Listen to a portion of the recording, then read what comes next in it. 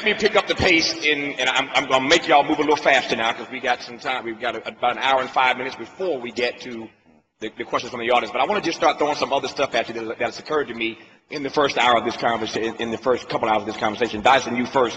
What about the notion that Barack Obama is the first black president? He doesn't have to be. We don't want him to be the last. And there's only so far down the field he can push the ball. Maybe our expectations of him as the first are unreasonable. Well, Tavis, that's ludicrous, as Mike Tyson might say. And because everybody, I was the first, so I wanted to be calm and reasonable in articulating my viewpoint. But I'm fired up right now. All right, and I'm going to just take half a minute more because I want to say this. First of all, he is the first black president, but we got to remember that. Jackie Robinson was the first. Jackie Robinson wasn't the best ball player. He was the best ball player suited to exist under the conditions that white folk would impose upon him. So I'm not suggesting that Mr. Obama is not a brilliant man. I knew him earlier than most people in this building, since '91. I was with Obama when most people who were black were with Hillary Clinton, when they were calling him Barack Obama. I knew who he was. I loved him. So I take second seat to no one. I love him. I love him walking down Air Force One. I love how he walks down and hollers at people. I love how he looks at black folk. I love how he looks at white folk. I love how he gives that Negro intimacy that is communicated telepathically. I love all of the symbolic gestures that are articulated from Obama. But at the end of the day, he's Jackie Robinson. I'm waiting for Willie Mays to come behind him because Willie's got a hell of a thing. Number two, how you gonna say you just the president of black folk? No, Sherlock. We didn't know that. Of course we knew that. I'm the very person who said he got to holler at white folk and wink at us. So don't tell me that I didn't understand that you had to engage in code switching, which is the predicate for acceptance in the larger circle of white supremacist logic, so that you could then get in with a black voice. But don't get up in there and become who you said you were against to begin with.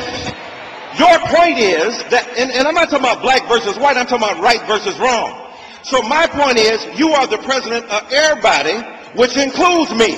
I am from America too. I'm from Detroit, Michigan. That's in America.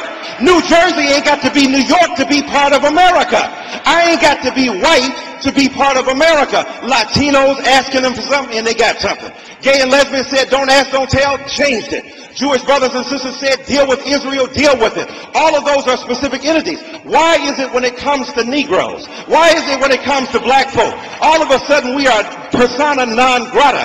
I tell you, Mr. Obama, to deal with the black agenda is what every president before you had to do. How you gonna be any different?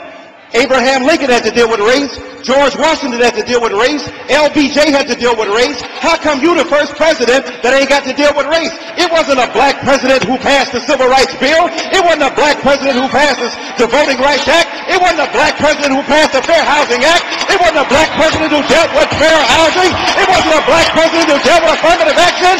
You gonna be like every other president, deal with race. If you want to be great, deal with the Negro question. Now let me say this. How you gonna say this? One size does not fit all. When you go to the hospital, some people taking aspirin for hangnails. Some people taking insulin for diabetes. And some people taking chemotherapy for cancer. Ain't no such thing as a rising tide lifts all boats. You got to target your particular reality and tailor the public policy. And let me say this. First of all, everybody ain't got no boat. So you need to make some funds available for boat making. Then when we get to boats, some people got them little dinghies out there, and some people got some cruise liners.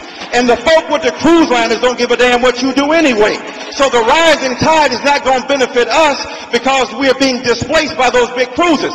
How you going to deny Negroes money, 17% almost unemployment, 9% with white folk, 12% with Latinos, and tell me it's all equal? I'm telling you this. You bailed out the notorious AIG. You bailed them out. You bailed out General Motors, but you can't bail out African-American people who put together dimes and nickels and had parties for you to make sure that you could get up in the White House. And now when you get there, you can't have amnesia. Let me say this. Let me say this. Last second, Dyson. Go ahead. Let me say this and I'm going to be done. It ain't no stimulus, it's stimulum. We ain't been stimulated. Look, when the money, as Dr. Malvo said, goes to the states, look at what monies have gone to the states. Montana and Dakota have gotten $1,200 per state resident. Those are the least diverse states in the nation. The most diverse states, Texas, New Jersey, New York, Florida, got $600 per. So even by Mr. Obama's logic, if it's a race-neutral, color-blind distribution of resources, even in that setup, black folk ain't getting it. So I want to tell you this. When you talk to Mr. Obama, I love him. I love him like my brother because I'm so proud of him. Don't mistake cultural pride for political accountability. Black people think that Obama is Martin Luther King Jr. Excuse me. Martin Luther King Jr. shed blood in Memphis. From that blood and the soil in which that blood was mixed sprouted every ability of black people in a post-King era to survive. When that martyrdom rose up, it was 40 years from King's assassination to Obama's inauguration. So don't tell me you stencil his face next to King's and they're the same. You think Obama is Moses. He is not Moses. He's Pharaoh. You got to understand that Pharaoh, I'm not dogging him. I'm talking about his office. One man is a prophet, another man is a politician. It is time to say to Pharaoh, not let our people go, let our resources go. Let that money go. Let that love flow. I know white folk don't want you to love us, but you came from us. Before they knew you, we loved you. We birthed you. We gave you acceptance. You were biracial, but black folk made you a black man in America. Now represent us. Don't dog us when we need you. We love you. We just want some love back.